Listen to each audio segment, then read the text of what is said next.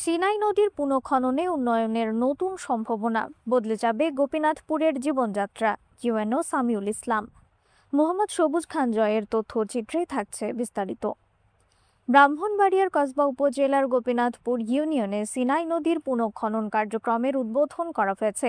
দুর্যোগ ব্যবস্থাপনা ও ত্রাণ মন্ত্রণালয়ের অধীনে অতি দরিদ্রের জন্য কর্মসংস্থান কর্মসূচি প্রকল্পের আওতায় বাস্তবায়িত এই উদ্যোগকে স্থানীয় কৃষি ও অর্থনীতির জন্য একটি গুরুত্বপূর্ণ মাইলফলক হিসেবে দেখা হচ্ছে।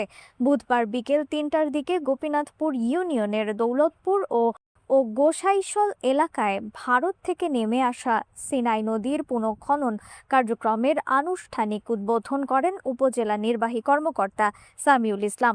অনুষ্ঠানে উপস্থিত ছিলেন উপজেলা কৃষি কর্মকর্তা আয়শা আক্তার, প্রকল্প বাস্তবায়ন কর্মকর্তা আহমদুর রহমান, উপজেলা যুবদল নেতা মাসুদুল হক ভুইয়া, দীপু, আনোয়ার হোসেন, কামাল উদ্দিন, বশির আহমেদ চৌধুরী সহ স্থানীয় গণ্যমান্য ব্যক্তিরা।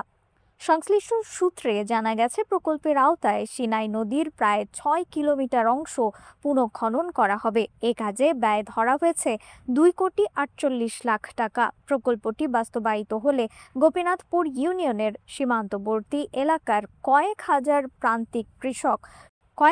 প্রান্তিক কৃষক শুষ্ক মৌসুমেও পর্যাপ্ত পানি সুবিধা পাবেন।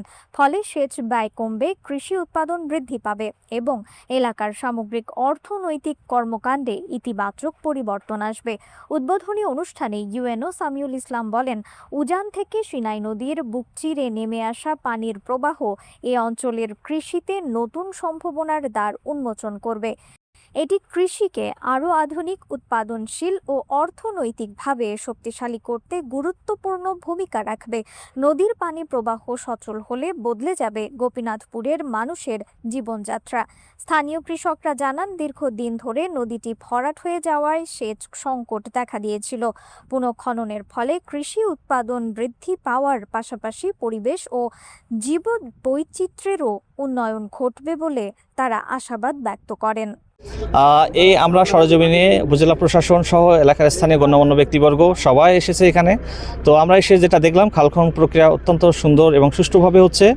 আমাদের যে গভীরতা যতটুকু থাকা দরকার 3 মিটার, তার থেকে অনেক আছে। আমাদের দুই পাশের প্রশস্ততা থাকা দরকার 11 মিটার, সেখানে 13 মিটার রয়েছে এবং একই সাথে পাড়গুলো সুন্দরভাবে মেরামত করা আছে, যাতে তারা এগুলো দেখাশোনা করে আর কোনো গাছ যাতে নষ্ট না হয়। কারণ আমাদের মাননীয় প্রধানমন্ত্রীর কিন্তু একটা বিশেষ উনি যে ঘোষণা দিয়েছেন যে 5 বছরে 25 কোটি গাছ উনি রোপণ করবেন।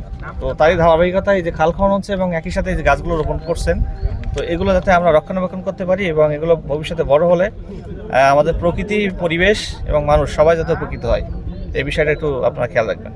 স্যার আরেকটা বিষয়, স্যার কালের বিবর্তনে স্যার তালের শ্বাস অতিরিক্ত স্যার খাওয়ার কারণে স্যার দিন দিন তাল হারিয়ে যাচ্ছে। বজ্র নিধন হিসাবে তালের গাছকে সংরক্ষণ করার জন্য স্যার এই রাস্তাতে যদি স্যার তালের চারা সংরক্ষণ করা হয়, স্যার পরিবেশটা আরও একটু সুন্দর হয়। সেই হিসাবে স্যার সরকারের কোনো পদক্ষেপ আছে কিনা স্যার আপনাদের? ধন্যবাদ আপনাকে। আপনারা তো দেখছেন অলরেডি আমরা বৃক্ষরোপণ করছি। আমাদের বৃক্ষরোপণের মধ্যে কাস্টল জাতীয়, ফল জাতীয়, তারপরে ঔষধি জাতীয় গাছ, এগুলো বিভিন্ন ভ্যারাইটিসের গাছ আছে। আমরাও আপনি যেটা প্রস্তাব করেছেন সেটিও ভালো একটি প্রস্তাব। আমরা সে বিষয়টাও খতিয়ে দেখব এবং এটার ব্যবস্থা নিব।